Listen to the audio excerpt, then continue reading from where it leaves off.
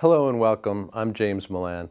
I want to introduce a series of conversations that we have facilitated here at ACMi on the ballot questions that voters will be voting on June 11th. Question 1 is the debt exclusion to fund the new high school, and question 2 is an override. What we have done is gathered folks to provide the strongest arguments possible, both pro and con, on each of those questions. And then we've given them all the space and time that they need to make those arguments as well as they can. So without further ado, we'll proceed into those arguments now. Enjoy, make the best use of them that you can, and don't forget to vote on June 11th.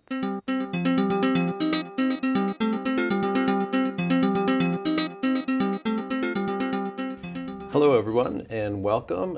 Tonight's conversation is going to be fully fleshing out the arguments against question 2, or the override proposition. And to guide us through that, we've got a couple of guests with us tonight who know a lot about the subject. Sean Harrington on my far right, and just next to him is Phil Lownes. And thank you very much, gentlemen, for being here. Together they comprise part of what is our Affordable Arlington Committee, and I assume that you'll tell us a little bit more about the committee work as well as the other things we'll be talking about tonight. So without further ado, because the goal here really is just, as I said, to have our audience understand all of the best arguments against the override by the time the broadcast is done tonight. Let's start by just inviting you guys to begin wherever you would like, and I'm going to let you really kind of run the show here and just ask clarifying questions and push the conversation along a little bit if necessary. All right, sounds good. Well, first I want to thank you and ACMi for putting on this discussion. This is probably going to be one of the most important votes for Arlington citizens to make within the next few years. Not just because it's an override and it's a property tax increase, but because it kind of determines what financial future Arlington is going to be taking. So as you had specified, Phil and myself are the officers for a ballot question committee called the Affordable Arlington Committee. Now, people might wonder, what's the Affordable Arlington Committee?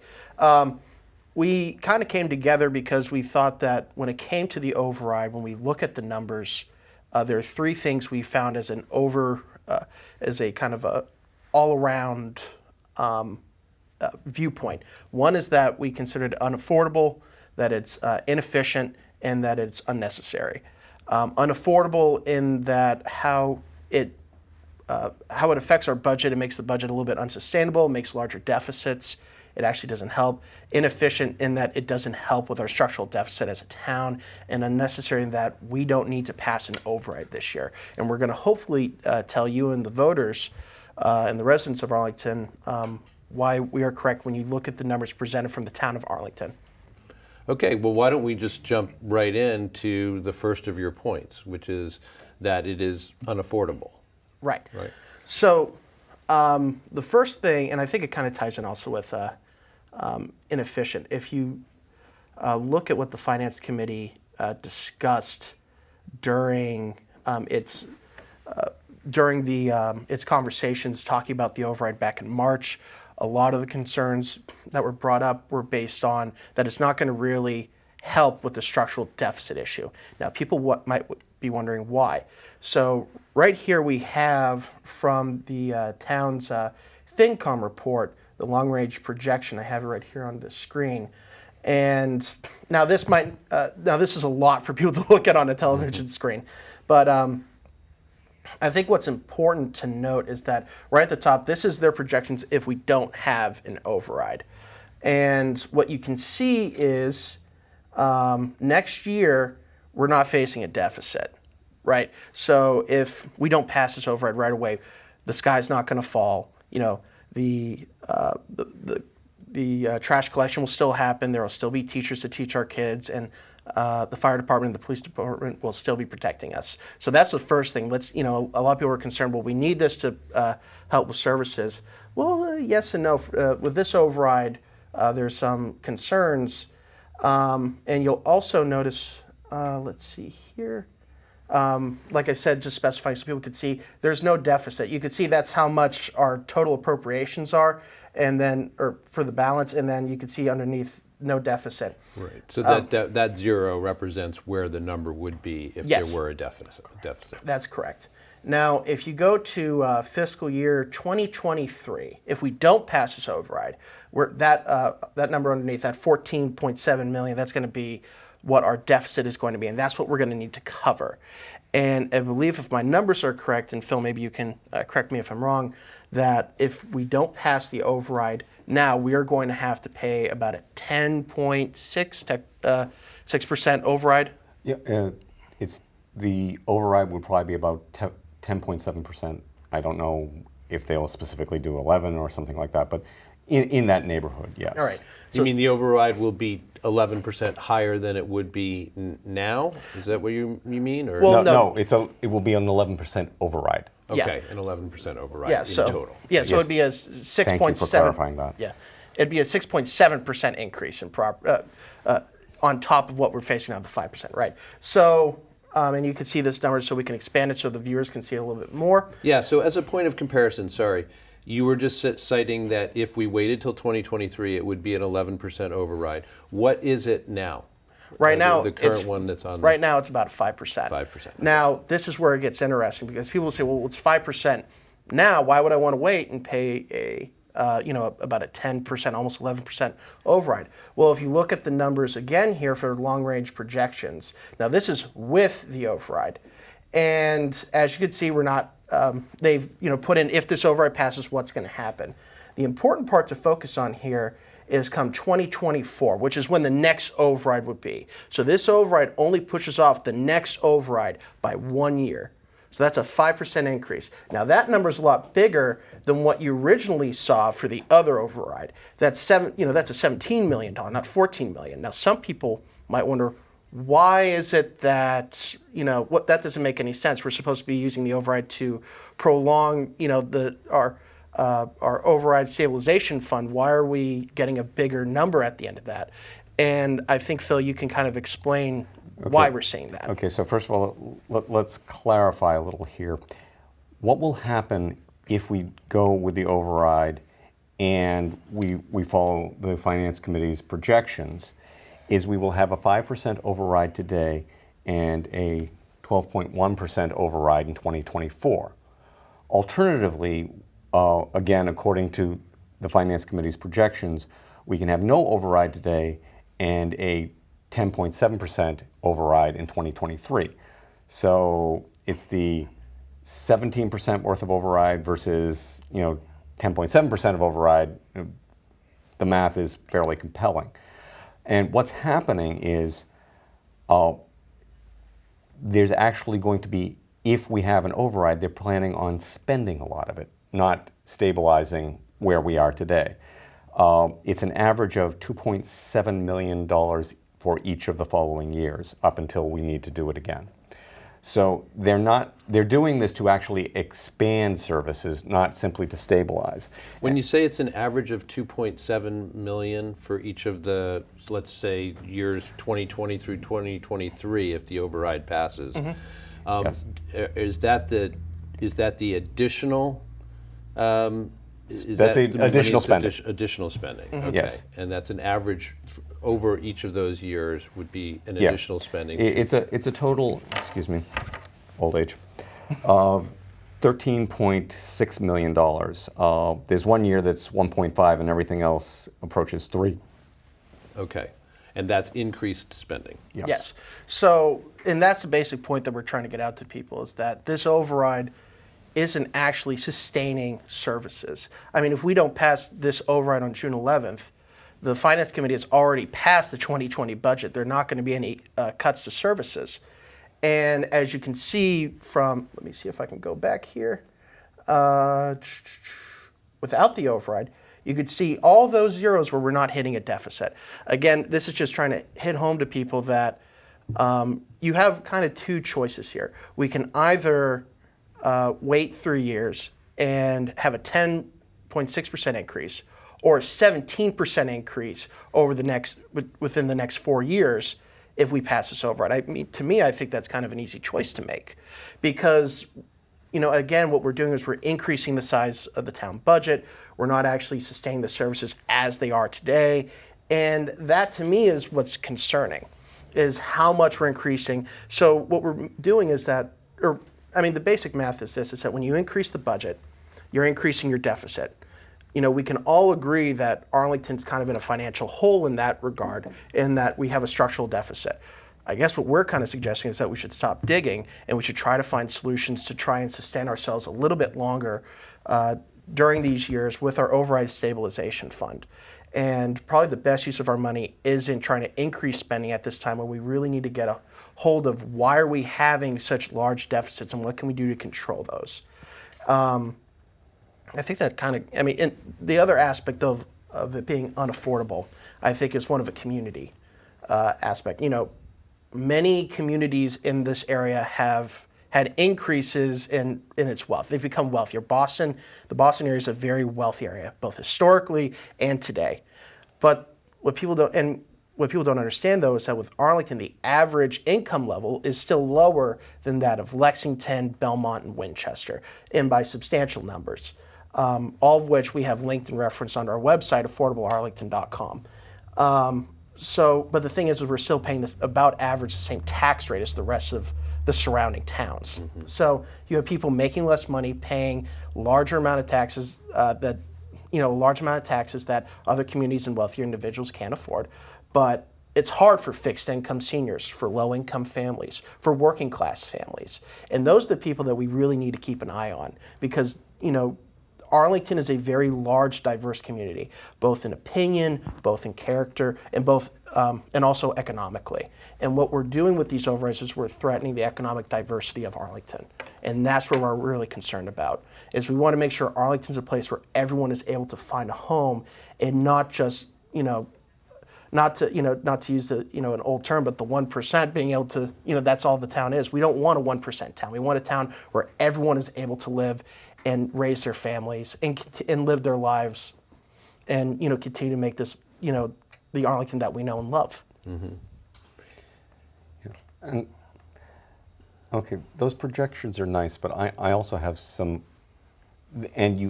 projections are hard to do, particularly for a town. Okay, and I think they're doing yeoman work. One of the things they can't do. And by they, let's just clarify, you're talking about long-range planning? Yeah, well, the Finance Committee. Right. Or these projections come from long-range planning, I think, They right? the projections themselves come from the Finance Committee report. Got it. Yeah. Thank you. Okay. So one of the things that is very hard to do is to include externalities. And what I'm talking about are externalities like the next recession. Okay, and we are now in one of the longest periods of sustained growth in American history. So, and I have a small visual here from our good friends at the Wall Street Journal, where they're saying growing economic worries. So that's not people are already worried about it. So now, part of that budget includes $10 to $20 million in state aid. When income tax revenues go down, that will go down.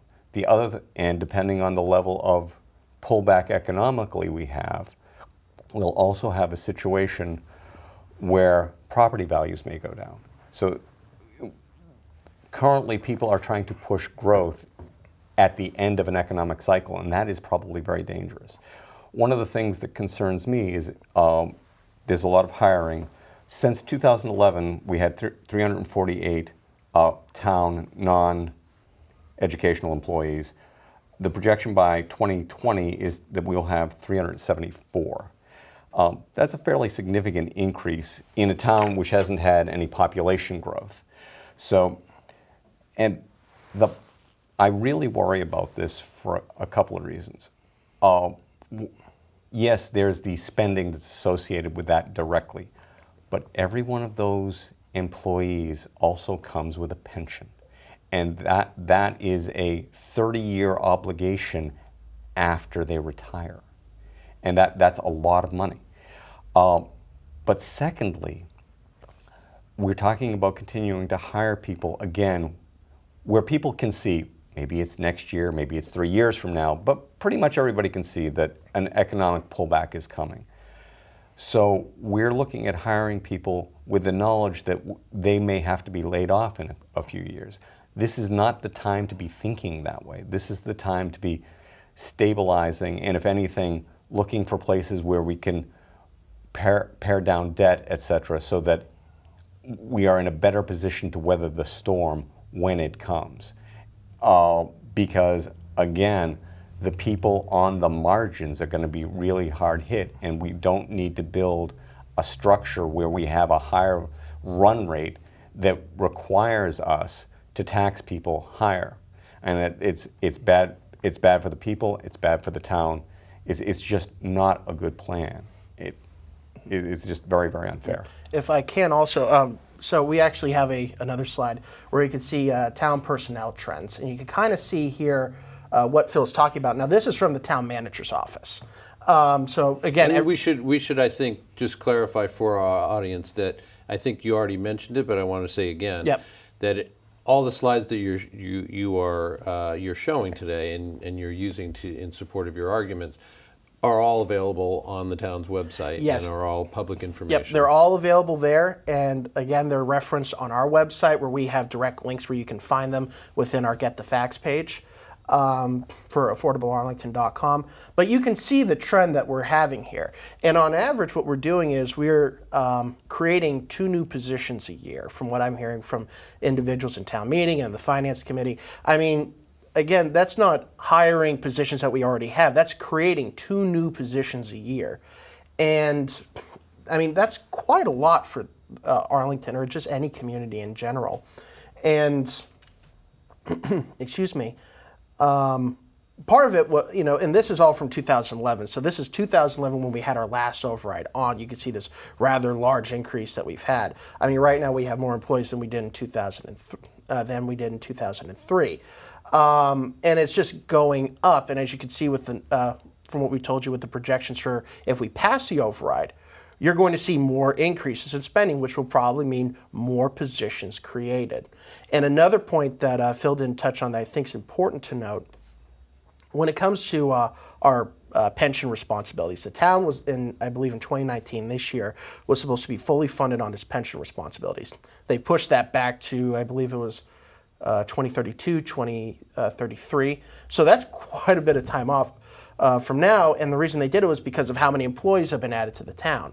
And again, these aren't teachers. The majority of these people being hired are not, fire department or police department. These are administrators. These are people that you don't interact with on a daily basis. Mm-hmm. I mean, and I think that's the point that we want to make to bring home to people as well, is that that we're not saying in any way, oh, you need to cut teachers or fire department workers or police officers. No, that's not what we're saying at all. What we're saying is that simply, the rate that we're going in expanding the budget, both in creating new administrators in town departments that don't have direct interaction with the public, and just spending in general, is creating a larger deficit. And with larger deficits, you have to cover that, which is going to mean larger overrides as we move forward.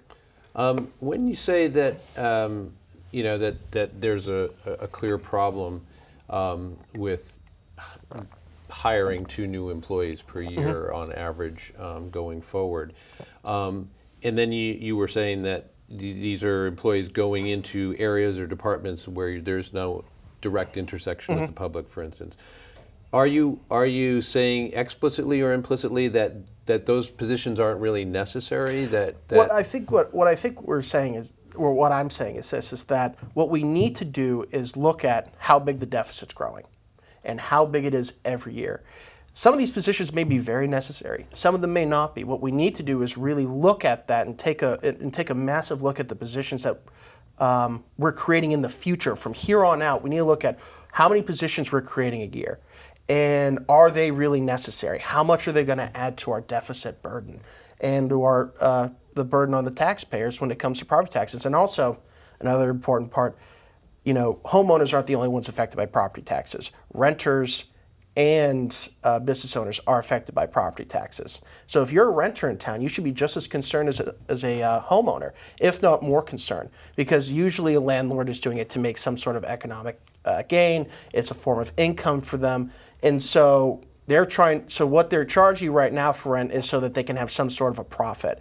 So if their property taxes go up, so they need to increase their profit margin. So that means your rent is going to go up. And one of the things we've been talking about for a while here in Arlington is the need for affordable renting in town. And I don't think that increasing property taxes by 17% is going to be helpful in making Arlington affordable for renters.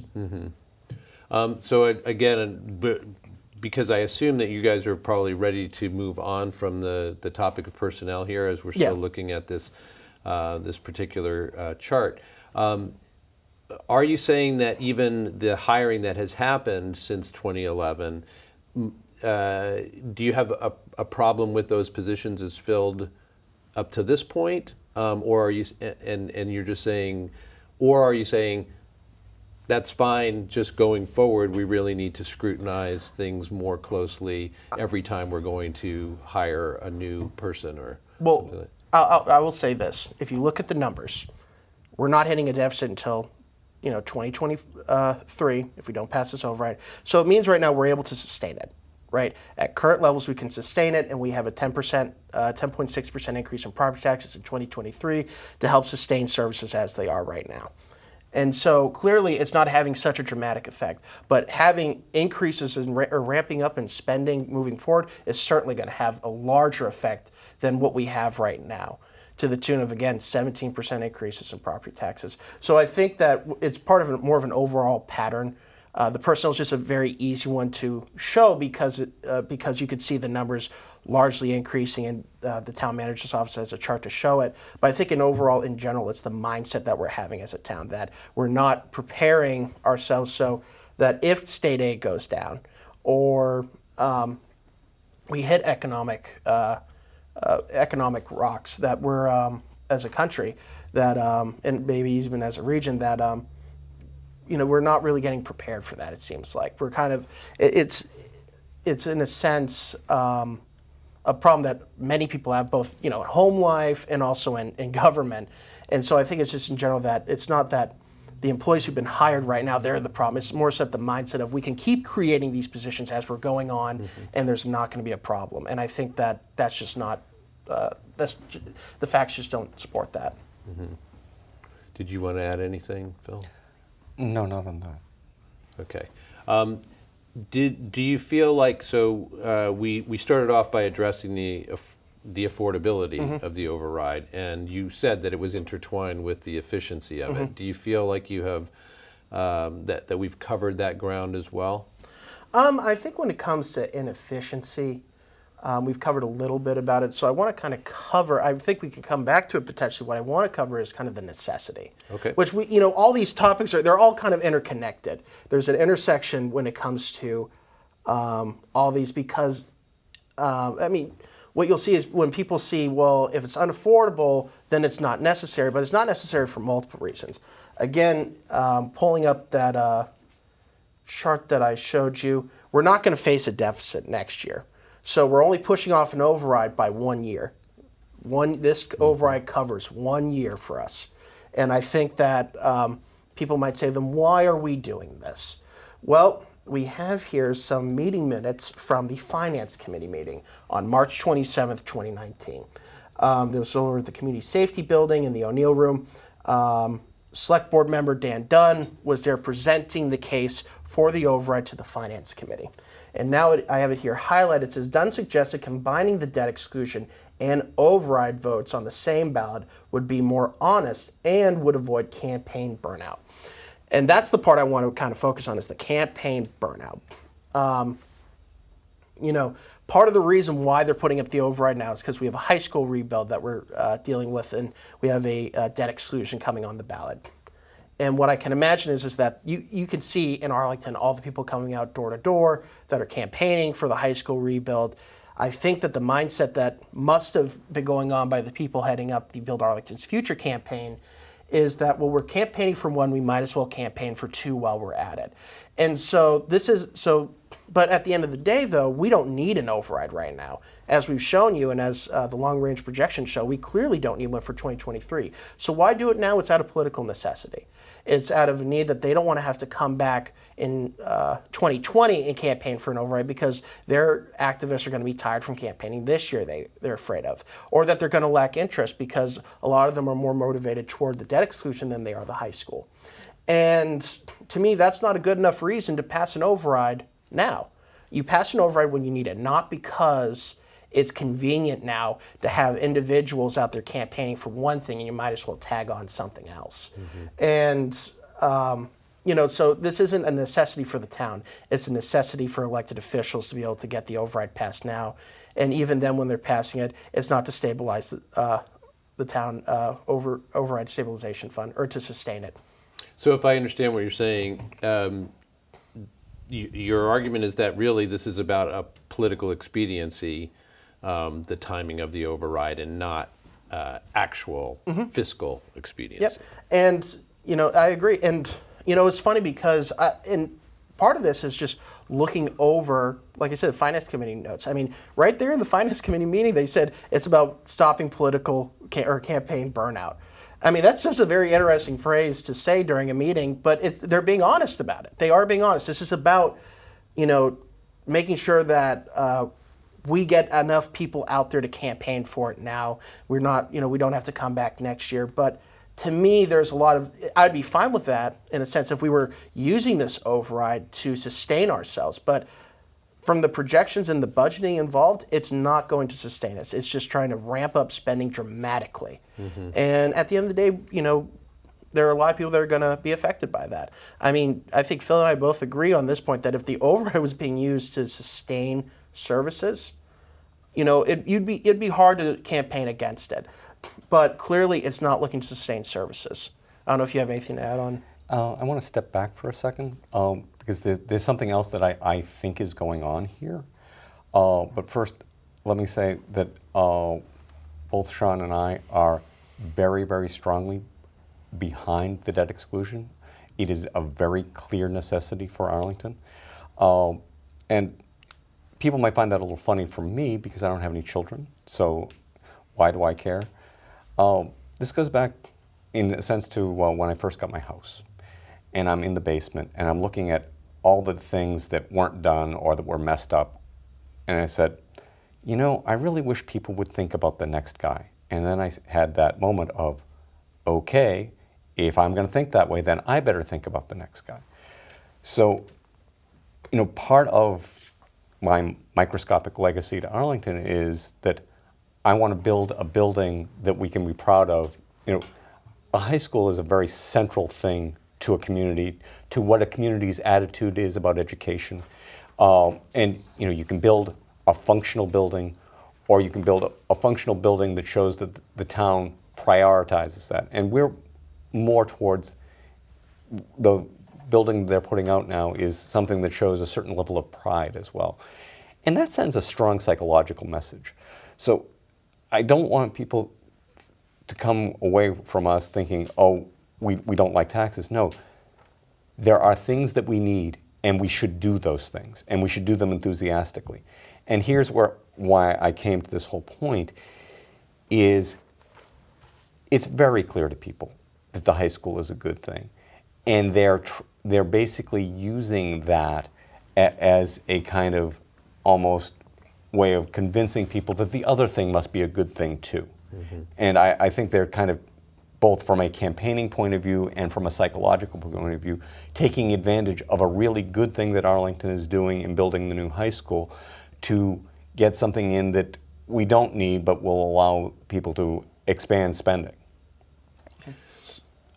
Just to add on to that, also within the meeting minutes, you can see, I don't have it highlighted, but I wanted to point it out, where it's the second to last sentence saying, members are concerned that these plans would not reduce the structural deficit. That's a key part with both it being not necessary and also inefficient.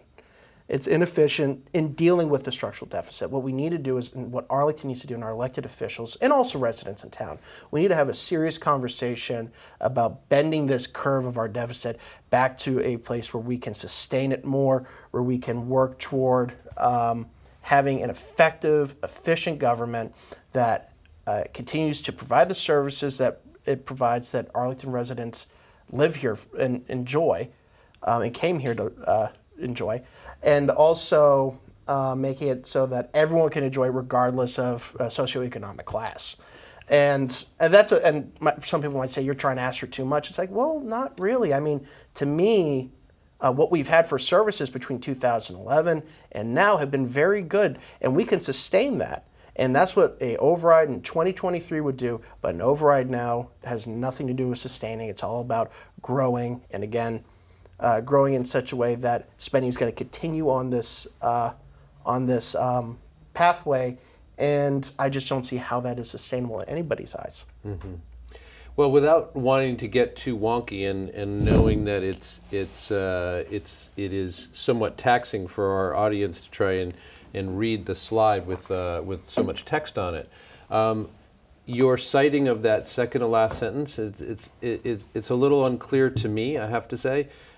What the plans that they're referring to, it says members, as you said, are concerned that these plans would not reduce the structural deficit. So I can't tell what plans they're referring to. So this overall part of the meeting minutes were about the override plans specifically. So it's in reference to the override plans, and I double checked and made sure it was about the override plans. And this was when the override was originally presented in front of the Finance Committee by Dan Dunn, who's on the select board and also co-chair of the Build Arlington's Future campaign. And it was them presenting, this is what, we're looking for an override this year, and members were discussing, well, this doesn't actually help with the deficit. It's not, the override that you're planning right now isn't really going to be bringing down the deficit or sustaining services right now. And I think that's clear because if you look, and again, I didn't bring it with me or a slide to show it in the meeting minutes. I kind of ran out of time in getting that together, but it is on our website, affordablearlington.com. You can see that the vote to support the override was 8-7. Now that's a really close vote. I believe it was unanimous for the high school that all members supported the override, but that's a one vote difference between this override being on the ballot and not. So if you have that much of a break between a group of individuals who are tasked with dealing with the future of Arlington, that should mean something. It doesn't mean that everyone agrees that this override is the right way to go, and there's at least a sizable amount of individuals who deal with our budget that realize some of the drastic increases that this brings, and also the general pathway that we're leading toward financially if we take the route of voting yes on June 11th. Okay. We have about 10 or 12 minutes left in the allotted time for this conversation. Without without going over familiar territory, I want to invite you both to make sure that anything we haven't covered, either sufficiently or at all, that needs to be covered or mentioned, that you have an opportunity to do so. Yeah, I think it's really just this simple. What we've covered is kind of it may not go through the entire time frame, but it's really the important parts of it, and we're kind of condensing it down for people because there's a lot that goes into it. But I think that we've covered most of what we meant to cover tonight. In that, again, Arlington has a choice. They have a choice in 2023, a 10.6% override or percent increase in property taxes, or a 17% increase in property taxes. I can't speak for everyone in this room, but I can speak for myself that the 10.6% is a lot more sustainable than a 17% increase in property taxes. And it's also not as, no pun intended, taxing on individuals that are fixed income seniors or low-income families. In general, Arlington has a lot of tough questions to answer moving forward, just as we do in our personal lives and as a state and as a country. We have to move forward and look at how we're going to handle our financial situations. And I think that the time of adding positions and being able to expect that the overrides are going to pass we need to rethink that. We need to find new strategies and new ways of talking about this too. So my only thing I want to add to this, if you are voting no on June 11th, please continue to be part of the conversation. Get involved in finance committee meetings. Get involved in town meeting, because you shouldn't stop there. If you're going to vote no, you should be part of the conversation moving forward. Don't pick up your ball and go home. You know, governing is more than just voting on election day. It's year round. It's getting involved, and that's one thing I don't think we've touched on, is the importance for the people watching and even those not watching to go ahead and be more active and ask the tough questions that people are asking this time around, because it's starting to affect them more. Let's try and ask those questions sooner, before it starts affecting people's wallets, than later, when it really becomes more of a dire situation for certain individuals. Do you want to add anything, Phil? I think that really does cover it quite well. And I just want to reiterate that often this policy is driven by the most concerned people, who tend to be in higher socioeconomic classes, and they don't appreciate the people who live closer to the margin, that these changes in taxes really hurt, and it really matters. All right. Well, if you are both satisfied, I want to thank you on behalf of our audience and ACMi for being here and presenting a compelling case, I have to say. So with that, we will conclude tonight's conversation. We thank Sean Harrington and we thank Phil Lownes very much for their expertise and for sharing their ideas with you. We thank you for being here. We urge you to think about all of the ideas presented here and in the other conversations we're having in preparation for the vote. And most importantly, we urge you to vote on June 11th and to stay active, as Sean was saying, thereafter. So with that, I'll say good night. This is James Milan. Thanks for joining us.